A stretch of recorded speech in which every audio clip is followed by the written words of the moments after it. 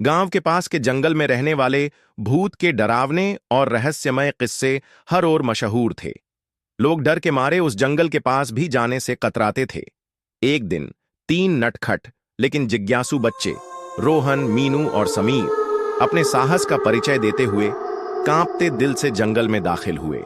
जंगल के सन्नाटे और रहस्यमय गूंज ने उनकी धड़कनें तेज कर दीं। कुछ दूर जाने के बाद उन्हें एक पुरानी और डरावनी सी झोपड़ी नजर आई। झोपड़ी के बाहर एक साधु शांत मुद्रा में बैठे थे।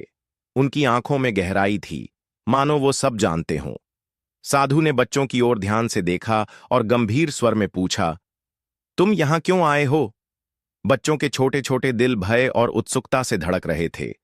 कांपते हुए मीनू ने हिम्मत जुटाई और कहा, हम भूत को देखना चाहते हैं। साधु ने उनकी बात सुनकर हल्के से मुस्कुराते हुए कहा, डरो मत, भूत यहां नहीं रहता।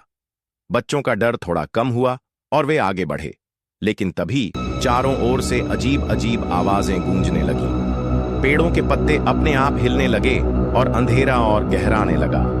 बच्चे बुरी तरह डरकर चिल्लाए और एक दूसरे का हाथ कसकर पकड़ लिया। अचानक उनके सामने एक काले साए जैसी आकृति प्रकट हुई। मैं भूत नहीं हूं, वह आकृति रोते हुए बोली। बच्चों की आंखें भय और आश्चर्य से फटी रह गईं। वह एक बूढ़ा आदमी था, जिसकी आंखों में दर्द और अकेलेपन की गहराई झलक रही थी।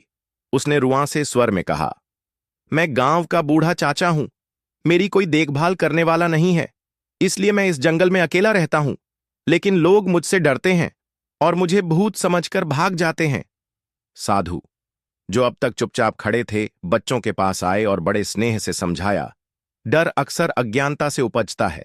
सच्चाई को जानने से हर डर मिट जाता है। दूसरों की मदद करना सीखो, न कि उनसे डरना। बच्चों की आंखों में अब समझ और करुणा थी। वे गांव लौटे और पूरी कहानी सबको सुनाई। धीरे धीरे गांव के लोग भी उस बूढ़े चाचा की मदद करने लगे।